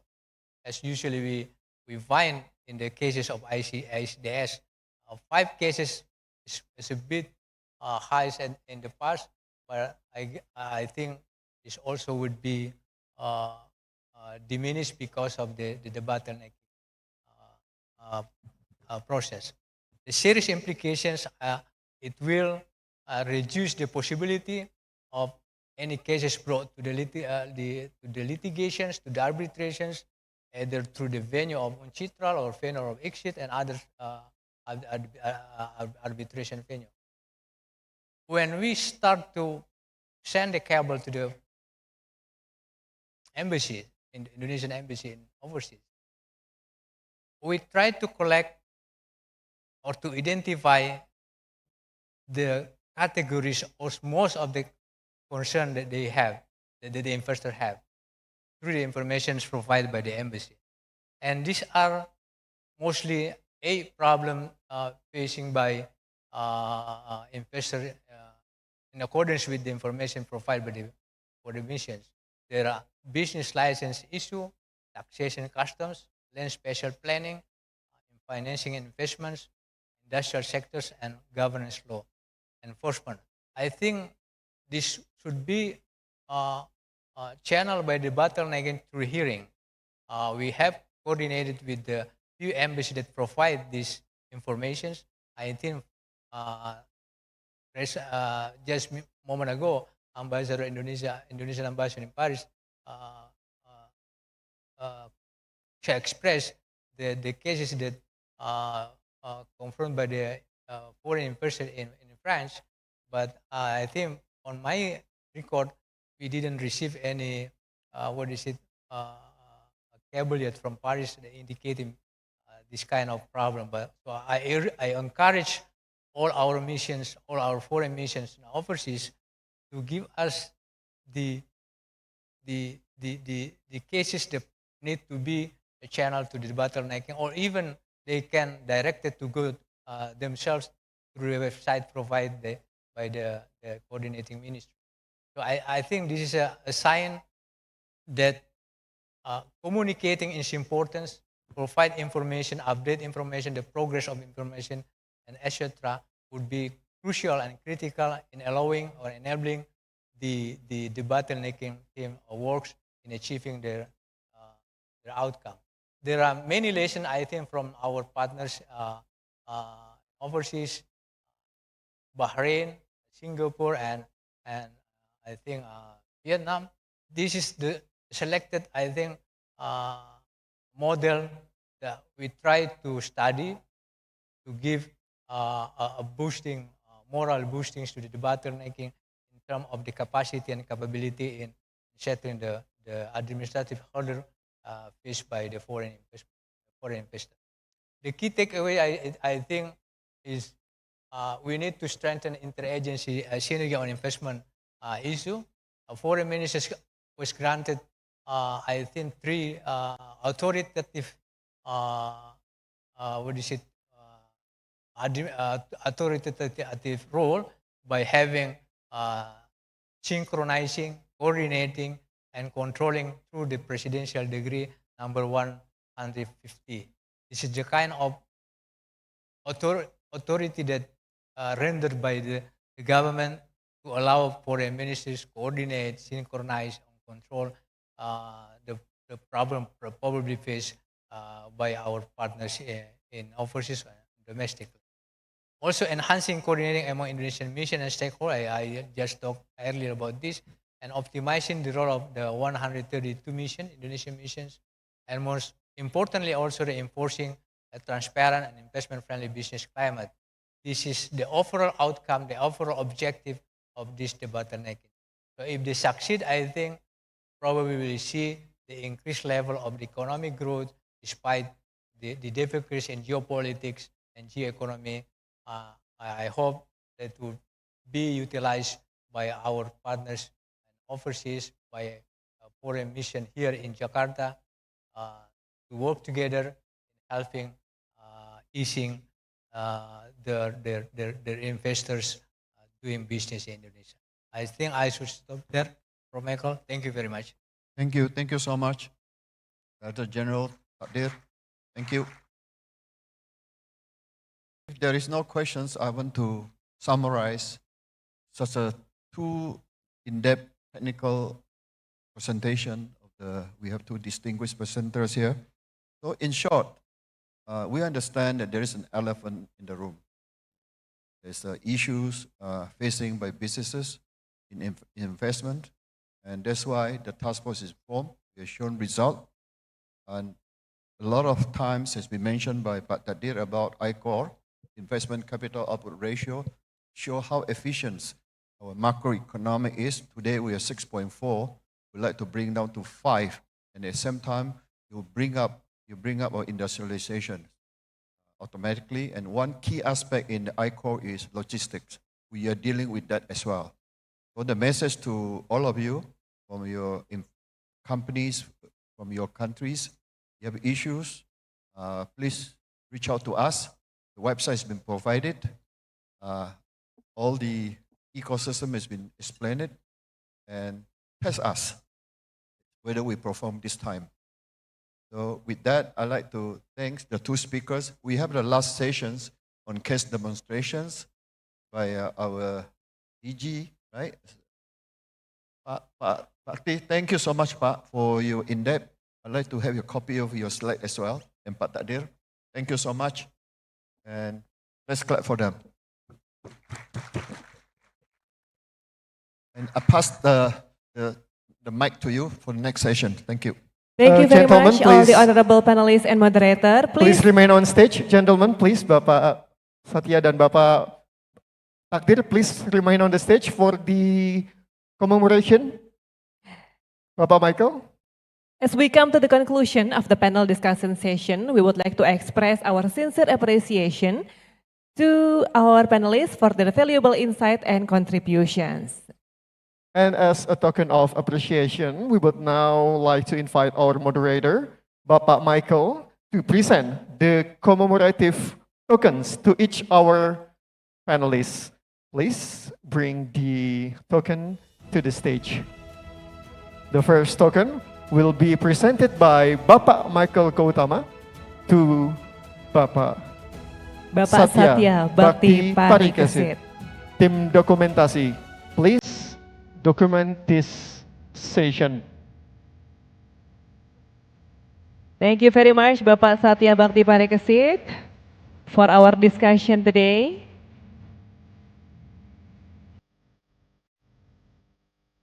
And for the second one, Bapak Michael will present the token to our panelists, Bapak Muhammad Takdir. And yeah, and gentlemen, please have photo sessions together.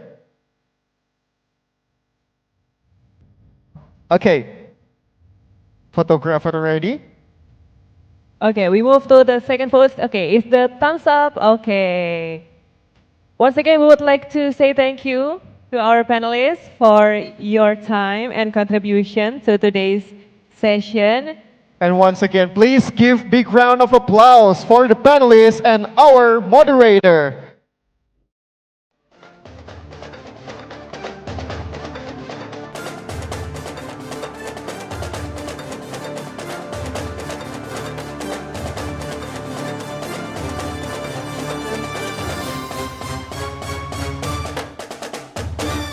Excellencies, speakers, moderator, distinguished guests, ladies and gentlemen, as mentioned by Bapak Michael, that we will now move to the case demonstration session, which will showcase how the debottlenecking channel is intended to function as a practical mechanism for addressing business and investment-related obstacles.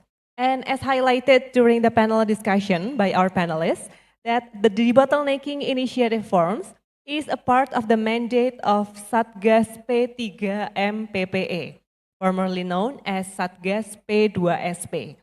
The renaming was formalized under Presidential Decree Number 4 of 2026, and it reflects the government's strengthened focus on accelerating program implementation and supporting economic growth. Thank you, Ambar, for your well explained. And on that note, the session will be presented by Director of Productivity Strategy and Economic Growth, Directorate General of Economy and Fiscal Strategy, Ministry of Finance, Bapak Andriansyah, and Assistant of Minister for Tax Compliance, Ministry of Finance, Bapak Yon Arsal. To the speakers, the floor is yours.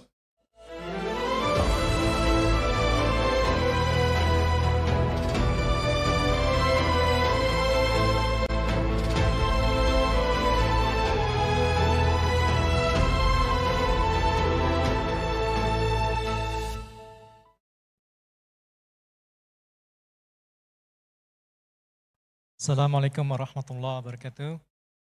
Good afternoon, distinguished excellencies, ambassadors, and representatives of foreign diplomatic missions, representatives of Indonesian mission abroad, esteemed member of chambers of commerce and business councils, and senior officers, ladies and gentlemen. My name is Andriansyah, Director of Productivity and Economic Growth Strategy at the Ministry of Finance.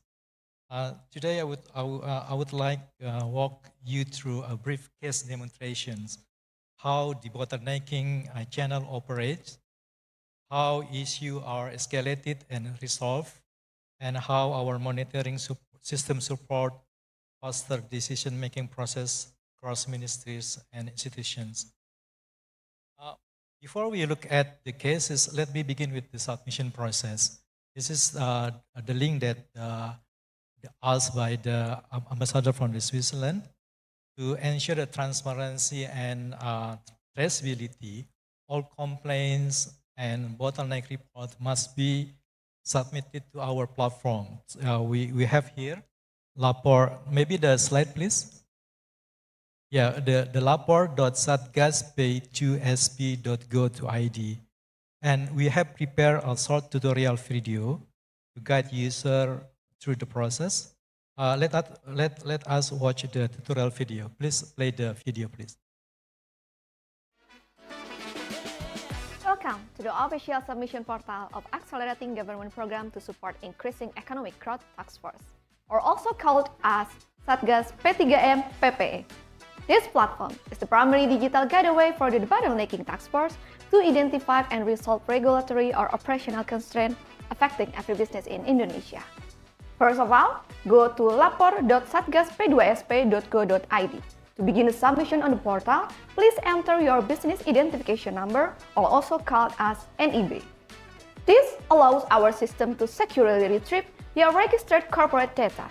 For security purpose, click the box "I'm not a robot," reach-out verification, and then click Submit to proceed. Step 1 is reporter verification. Ensure your company status is marked as verified. Next, provide the detail of the authorized representative. Enter the full legal name and active phone or WhatsApp number to simplify coordinations if needed. The next step, input your professional email address and click email verification. You must validate your email through the verification code sent to your email and enter this code immediately to the website. Finally, select your business sector. This ensures your report is directed to the relevant ministry or institution. After that, you can click Next. In this section, please describe the specific issues of your business. Provide a summary and select the appropriate category from the drop-down menu. In the problem description field, please provide clear detail regarding the obstacle affecting your business. Specify the location, time, and the impact of the issues on your business. This is important to provide us the data for analyzing. To support the report, you are also required to upload any PDF document as the evidence to help us identify the problem your business facing. If you have another issue, you may add one more by clicking Add another issue and click Furthermore to continue. The final step is confirmation. Carefully review the summary of your data, including company information and issues detail. The accuracy of your data is very important to help us provide effective solution. Read the legal declaration thoroughly. By checking the agreement box, you certify that all information provided is true and complete. Complete the final security verification and click Submit form. At this stage, your report has been successfully submitted. Our team will review your case and coordinate with the relevant institution. Thank you for contributing to a better business climate in Indonesia. Your reports are very needed for us.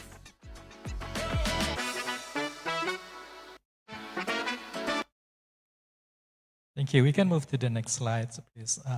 As explained by Pak Bakti before that, we have established a standard operating procedure to ensure that every complaint or issue submitted to the Debottlenecking Channel is handled and structured in a transparent and timely manner. So I don't want to repeat it again, but I want to stress that we also have what we call as a service level agreement.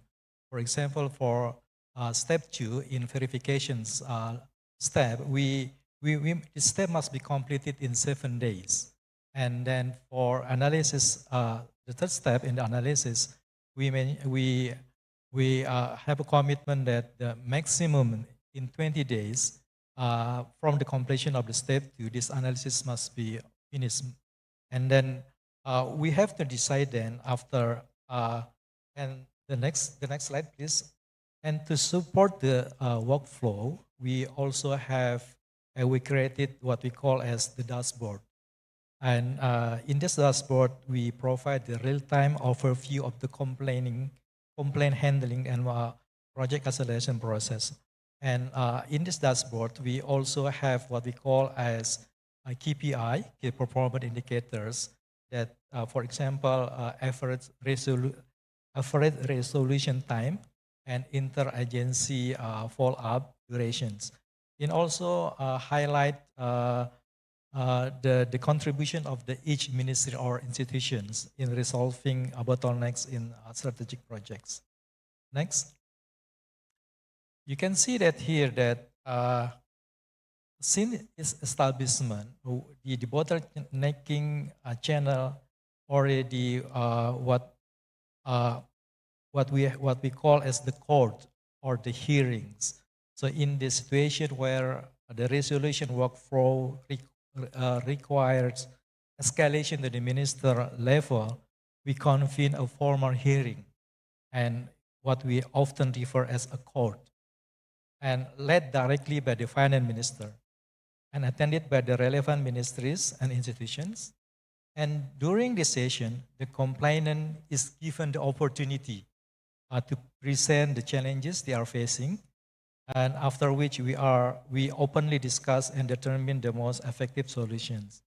And to ensure transparency, these hearings are streamed live to the Ministry of Finance YouTube channel and also covered by media present at the sessions. So here we have 9 hearings, and for those who wish to see it or to watch the discussions, the live streaming recording are available. Please simply click the photos on the slide. You can watch all the hearings, all the court. And let us next slide, please. And let us now turn to the case demonstrations. I would like to illustrate the cases that we brought to the minister hearing held last week. The first case is about the Saguling 90 megawatt floating solar power plants. So the issue or the complaint was the project faced delays because the governor recommendation could not be issued due to the moratorium. And interestingly, during the hearing, the HWA CAO, Tim Understein, he said that we are here based on the directions of Indonesia ambassador to Arab Saudi, Mr. Abdul Aziz, who recommended that this matter to be presented to the Debottlenecking channel. So this underscored the importance of today's seminars. So we also would like to invite you to recommend to the investors if they have facing problems or issue, please don't hesitate to contact us and report the cases to us. And as the result of the hearing, the West Java provincial government has expressed readiness to issue the recommendation by the 10th of the May, provided that the PLN fulfill its land compensation obligations. This slide also illustrates how long it took us to process the issue. You can see from the boxes above, from the complaint submission on the 8th April and to the ministerial hearing on the 7th of May. So this is to illustrate how we process the complaints. Next slide, please. And the second case is the Makassar Waste to Energy project. This project has been constrained by the regulatory transitions from Presidential Regulations 35 to 109. So the bottlenecks were related to tipping fees, land disputes. For this case, we began processing the issue in mid-February. And the result of the hearing, the Makassar city government has agreed to proceed with the project through adjustment to the scheme while retaining the existing developer. So here, in this case, we also, to make sure the certainty of the winner of the project, in this case, we retain the existing developer, and we also proceed with the adjustment of the scheme. And the PTSUS, the project SFP, also they said they will, the decision is they will continue coordination with DPLN and with the Makassar city government to advance the power purchase agreement process and the maintain project readiness. In this Debottlenecking channel, we also demonstrate that we not only coordinate with the other ministers, the line ministers and agencies, but we also coordinate with the local governments. So if you have projects in a province in Indonesia and you have facing issue with the local governments or the local regulation, please come to us and we can help to solve the problems. So ladies and gentlemen, these two cases illustrates how the debottlenecking channel function as practical and solution-oriented mechanism to accelerate strategic project and resolve cross-country bottlenecks. Thank you very much for your attention. Thank you, Pak Andri. Just continue the third case of debottlenecking cases task force that have been completed so far. As mentioned by Andri in this presentation, on the complaints currently we are reviewing and discussing during the third forum of task force regarding the issues raised by Indonesian National Ship Owners Association or INSA regarding the tax compliance of foreign vessels companies in Indonesia. This is one of the also very significant cases regarding the tax compliance and its relationship with the how we deal with the regulation part. Next slide, please. Next slide. It's a very simple way. As a background of this case, this debottlenecking cases actually originated from the complaint by INSA, which stated that the majority of the foreign vessels sailing in Indonesia do not pay Article 15 income tax in Indonesia. So that, as a recommendation, INSA stated that giving us a suggestion, an input to address this gap. The first one, the DDT should increase the supervision over international shipping companies. The second, INSA proposed that foreign vessel applying for a port clearance before sailing out of Indonesia that must be required to attach the tax compliance proof in order to secure that any companies or any taxpayer related should pay the tax before they are sailing. So this is quite a new one.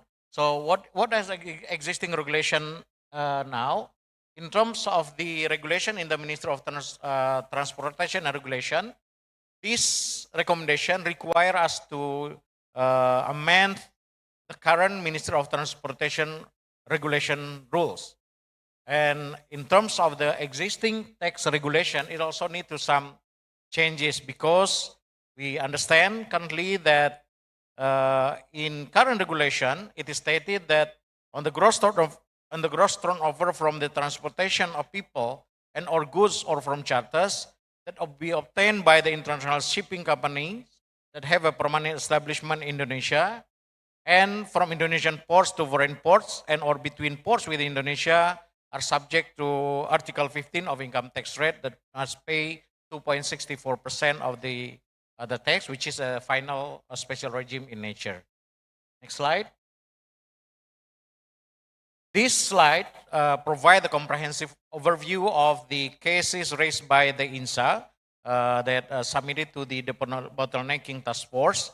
The main concern is actually that among more than 10,000 ships involved in export-import in Indonesia in activities, 9,500 around ships are foreign vessels actually. And because the foreign vessel naturally doesn't pay any tax because of the current regulation, this leads to a disadvantage of the domestic vessels, as a consumer now prefer to use the foreign vessels that offer the lower prices because there's minus tax. And it is a complaint that the issue that raised by the INSA. To solve this case, I think that the debottlenecking cases, the debottlenecking task force is hold a very important role because during this case, you see that there are at least 3 or 4 parties that involved in this case. INSA, Ministry of Transportation, Ministry of Minister of Finance, as well as the Director General of Taxes as well. So I think during if this process going through the normal process, it might take several months to discuss between within the government itself. So by clicking out, you see that in the top of the presentation, only in just 2 months period, we can solve these cases in which every parties should discuss on the same table, and then we can solve the issue itself. Of course, currently we are still discussing the technical issue on that, but the most important lesson learned from the third case is that we believe that the bottlenecking task force has been able to accelerate the process. So we can see that it takes shorter lead time to compare to the previous process that have been compared to the normal process. An agreed solution for this issue has been reached only in 2 months after its first submission. I think the key success factors is because this be achieved by bringing all the stakeholders into the same table. I think all the cases have been applied the same method. So thank you very much for your attention on the third cases. Hopefully we can inform you, like Pak Andri mentioned before, all the recording has already been distributed, and you can watch anytime you want for that one. Thank you very much for your attention. Thank you very much to our speakers, distinguished guests, ladies and gentlemen. We shall now proceed to the interactive discussion session, where participants will have the opportunity to ask questions directly to our speakers. So to all participants inside the hall or maybe joining us via Zoom, if you have a question regarding the Debottlenecking Channel initiative, you might ask our speakers here. Please raise your hand and you may ask your question to our speakers here. Any questions? Okay.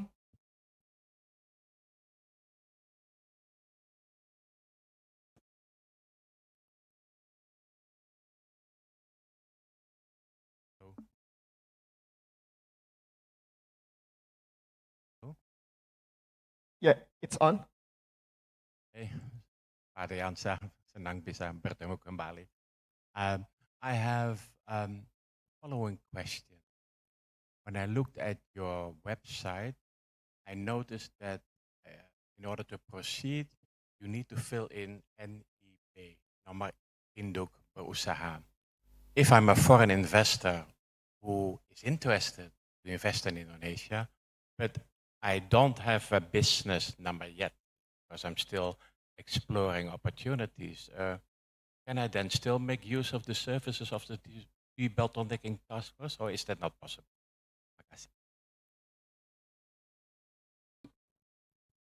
Okay, thank you, Pak. Yes, one of the requirements for submissions in this channel is we need to have NIB, the business identification numbers. But because the purpose of this channel is to debottleneck the investments, it means that investments is already undergoing in the Indonesia. So if you're facing during the investment, you should have the NIB, right? But I can also give you the alternative that Pak Ian mentioned before the case. The issue is not by the investors or not by the company, but by the associations. So in this case, there are two alternatives. The first one, we can use the counterpart of the foreign investors.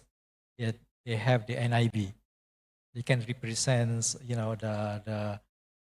represent the compliance about that one. It also mentioned about the last cases where we have the joint ventures. So the Indonesian company that submit the cases of the complaint. The second one, you can also use the associations, such as the INSA case. And then if not, maybe we can also facilitate that the issue, and also you can contact us directly if you have problem in submit your complaint. Just contact us directly. We can help you with submit the case. At the point, I want to stress you that we will process all the complaints because your investment is important for us. We will help you with the submission process. Thank you. Okay, thank you very much, Pak Andriansyah. Bapak Yon, if there is something to be added, Bapak Yon Arsal, is it enough or? Okay. Is there any question? Please raise your hand. Or maybe to all participants joining us via Zoom, is there a question regarding to the case demonstration about Debottlenecking Channel?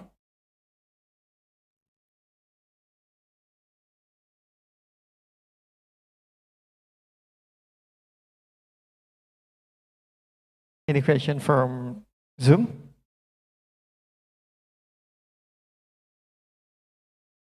Okay, if there is no more question, I think we might end our case demonstration session. We would like to thank very much Bapak Andriansyah and also Bapak Yon Arsal.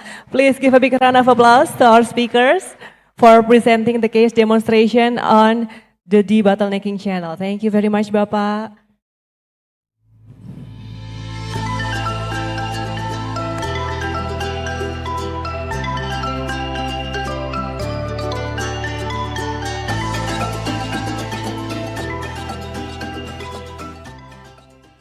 distinguished guests, ladies and gentlemen.